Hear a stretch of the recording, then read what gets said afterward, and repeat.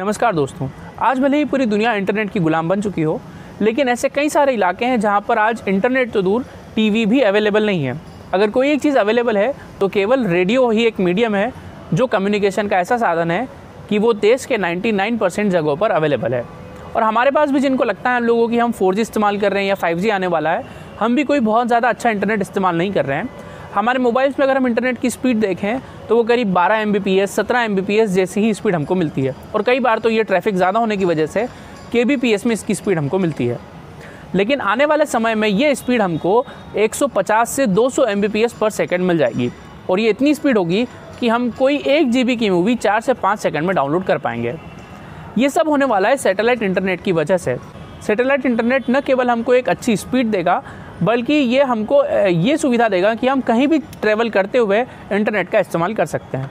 मान लीजिए कोई ऐसा इलाका है जहाँ पर दूर दूर तक कोई सेलुलर टावर नहीं है, वहाँ पर भी हम इंटरनेट को एक्सेस कर पाएंगे, क्योंकि हमारा जो इंटरनेट है वो टावर से न कनेक्ट होकर बल्कि सीधे सैटेलाइट से चलेगा। तो ऐसी कुछ बहुत सारे रिसर्च मैं आपके लिए लेकर आया हूँ, जिसमें मैं आपको सैटेलाइट इंटरनेट के फ़ायदे, इसके नुकसान और ये कितना इसका एक जो व्यापक लेवल है वो मैं आपको बताऊंगा कि कैसे सैटेलाइट इंटरनेट काम करने वाला है। इसके बारे में इस वीडियो में जानेंगे। तो दोस्तों, इस सैटेलाइट इंटरनेट को समझने से पहले हमको ये समझना पड़ेगा कि आखिर इंटरनेट ट्रैवल कैसे करता है, और अभी जो हम इंटरनेट इस्तेमाल कर रहे हैं वो कैसे कर रहे हैं, और तभी हमको समझ आएगा कि ये सैटेलाइट इंटरनेट फ़िलहाल में जो इंटरनेट हम यूज़ कर रहे हैं उससे कैसे अलग होगा।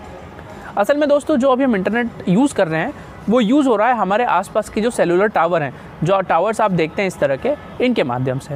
हमारा जो सेल फ़ोन है वो हमेशा किसी न किसी टावर से कनेक्टेड रहता है, और जब भी हम कोई रिक्वेस्ट भेजते हैं तो वो सबसे पहले इस टावर के पास जाती है, और ये सारे टावर्स जो जिस भी कंपनी के होते हैं वो सारे केबल्स से आपस में कनेक्टेड होते हैं, और उसके बाद इंटरनेट सर्विस प्रोवाइडर्स के पास तक ये रिक्वेस्ट जाती है।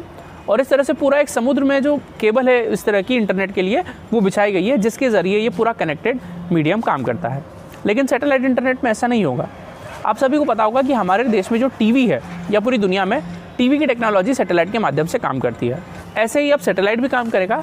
इसके लिए जब भी हम कोई चीज़ ब्राउज़ करेंगे, इंटरनेट सर्विस प्रोवाइडर से वो चीज़ सैटेलाइट के पास जाएगी, सैटेलाइट से आपके पास आएगी, और आप भी कोई जब रिक्वेस्ट करेंगे, जैसे मान लीजिए आप कुछ गूगल पर सर्च करेंगे, तो वो चीज़ सीधे आपके मोबाइल से सर्च होकर पहले इंटरनेट सैटेलाइट के पास जाएगी, और वो सैटेलाइट फिर उसको जो सर्वर है मेन वहाँ पर जाकर फैच करेगा, और इस तरह से वो चीज़ आपको मिलेगी।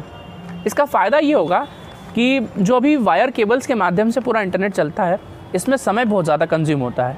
ये पूरा समय मिली सेकेंड्स में है, लेकिन ये भी बहुत ज़्यादा कंज्यूम होता है। चीज़ पहले आपके मोबाइल से टावर के पास जाती है, टावर के बाद मेन टावर के पास जाती है, और इस तरह से पूरा ट्रैवल करती है ये। इसमें बहुत ज़्यादा टाइम लग जाता है। लेकिन सैटेलाइट से क्या होगा, ये आपके मोबाइल से सीधे सैटेलाइट के पास जाएगी, सैटेलाइट से मेन सर्वर के पास, वहाँ से ये आप रिज़ल्ट निकालेगी, और वो रिज़ल्ट सीधे सैटेलाइट से होकर आपके मोबाइल के पास आ जाएगा। अब ये जो एलन मस्क की कंपनी, ये करीब 12,000 सैटेलाइट लोअर अर्थ ऑर्बिट में भेजने वाली है। लोअर अर्थ ऑर्बिट इसलिए, अमूमन जो सैटेलाइट होते हैं वो अपर अर्थ ऑर्बिट में होते हैं, जो धरती से बहुत ज़्यादा ऊंचाई पर है। लेकिन ये लोग लोअर अर्थ ऑर्बिट में इसलिए भेज रहे हैं क्योंकि इससे भी हमारे जो समय है उसकी बचत होगी। क्योंकि एक देखिए, एक सिग्नल है जो यहाँ से केवल यहाँ तक जाकर वापस आपके पास आ जाएगा, इसमें डिस्टेंस कम लगेगा। लेकिन जो सैटेलाइट अगर अपर अर्थ ऑर्बिट में होगा वो बहुत ऊंचाई पर होगा, इसलिए जो सिग्नल है उसको भी ट्रैवल करने में टाइम लगेगा। ये टाइम लगभग मिली सेकेंड्स में होगा, और अपर ऑर्बिट और लोअर ऑर्बिट में आ जाने से ही करीब 600 से 700 मिली सेकेंड्स आपके बच जाएंगे। इससे न केवल इंटरनेट की स्पीड बहुत ज़्यादा तेज़ हो जाएगी, बल्कि आपका जो इंटरनेट एक्सेस करने का समय है वो भी बहुत ज़्यादा रिड्यूस हो जाएगा। अब आपके मन में सवाल आ रहा होगा कि जैसा मैंने कहा अभी टीवी के लिए तो हम डिश एंटीना का इस्तेमाल करते हैं, तो क्या सैटेलाइट इंटरनेट का इस्तेमाल करने के लिए भी हमको डिश एंटीना की ज़रूरत पड़ेगी? तो इसका उत्तर है बिल्कुल। आपको सैटेलाइट इंटरनेट इस्तेमाल करने के लिए डिश का इस्तेमाल करना होगा। इस डिश को आपको अपने सैटेलाइट के सिग्नल से मैच करना होगा, और उसके बाद ये सिग्नल रिसीव करना शुरू करेगा, और ये सिग्नल उसके बाद वायर के माध्यम से आपके घर के इथरनेट केबल में आ जाएगा। उसके बाद आप इसको राउटर में लगाकर वाईफाई के तौर पर मोबाइल में भी इसका इस्तेमाल कर सकते हैं। इससे सीधा फ़ायदा ये होगा कि जो मोबाइल अभी आप 12 से 15 Mbps में इस्तेमाल करते हैं, वो सीधे आपको 120, 150, 200, 300 Mbps की स्पीड देने लगेगा। एलन मस्क की कंपनी स्टारलिंक लगभग अपनी सारी प्रक्रियाएँ पूरी कर चुकी है, और वो 60 सैटेलाइट ऑलरेडी स्पेस में भेज चुकी है धरती के लोअर अर्थ ऑर्बिट में। अब आप सोच रहे हैं कि केवल एक सैटेलाइट भेजना चाहिए था, इन्होंने 60 सैटेलाइट क्यों भेजे हैं? असल में ये 60 नहीं बल्कि 4000 से लेकर 12000 सैटेलाइट तक लोअर अर्थ ऑर्बिट में भेजने वाले हैं, क्योंकि इंटरनेट का जो ट्रैफिक है वो बहुत ज़्यादा होगा। और एक सैटेलाइट चूँकि लोअर अर्थ ऑर्बिट में है, तो लोअर अर्थ ऑर्बिट में अगर कोई चीज़ रहेगी तो वो पूरी धरती को कवर नहीं कर पाएगी। आप इस इमेज के माध्यम से समझिए, कोई चीज़ छोटी जगह पर है, कम ऊंचाई पर है, तो वो ज़्यादा एरिया कवर नहीं कर सकती, जबकि ऊंची जगह वाली जो सैटेलाइट है वो ज़्यादा एरिया कवर कर सकती है। इसलिए इनको नंबर ऑफ़ सैटेलाइट्स बढ़ाने पड़ेंगे और स्टारलिंक का कहना है कि वो 4000 से लेकर 12000 सैटेलाइट्स तक छोड़ने वाली है, जिसमें करीब $10 बिलियन का खर्चा इनको आने वाला है। $10 बिलियन भले ही हमको बहुत बड़ा नंबर लग रहा हो, और अगर आप इसको रुपये में देखेंगे तो ये 7 खरब से ज़्यादा की राशि इनको इन्वेस्ट करना पड़ेगी। लेकिन जब इंटरनेट यूज़ होने लगेगा तो ये बहुत बड़े स्तर पर होगा और इनका जो सारा पैसा है वो कुछ ही सालों में रिकवर हो जाएगा। एलन मस्क की कंपनी स्टारलिंक ही केवल सैटेलाइट इंटरनेट पर काम नहीं कर रही है, उनके अलावा अमेज़न के मालिक जेफ बेजोस की कंपनी ब्लू ओरिजिन, यूके की कंपनी वन वेब और इसके अलावा टाटा भी सैटेलाइट इंटरनेट पर बहुत तेज़ी से काम कर रहे हैं। और लगभग ये सारी कंपनियों का दावा है कि वो जल्द ही लगभग 2022 से 23 के बीच में सैटेलाइट इंटरनेट लॉन्च कर सकते हैं। एक चीज़ आपको जान लेनी चाहिए कि ये सर्विस उतनी ईजी भी नहीं होगी और उतनी सस्ती नहीं होगी। जैसे आज हम जो इंटरनेट इस्तेमाल कर रहे हैं वो लगभग हम 300-400 रुपये में 3 महीने के लिए इस्तेमाल कर पा रहे हैं, लेकिन ये जो सर्विसेज हैं वो लगभग 7000 रुपये तक की हमको पड़ सकती है। स्टारलिंक ने जो अपना डेटा पैक लॉन्च किया है उसकी शुरुआती कीमत $99 है, यानी कि करीब 7000 के आसपास का ये पैक आपको पड़ेगा। 10-12 हज़ार सैटेलाइट अगर वो लोग ऊपर लॉन्च करते हैं, उसके बाद जो नीचे का सिस्टम है इस पूरे सिस्टम को, और उसके बाद जो आपके पास जो एंटीना होगा उस पूरे सिस्टम को ऑपरेट करने के लिए बहुत ज़्यादा जो अमाउंट ऑफ पैसा है वो लगेगा, इसलिए इसका जो कीमत है वो भी बहुत ज़्यादा महंगी होगी।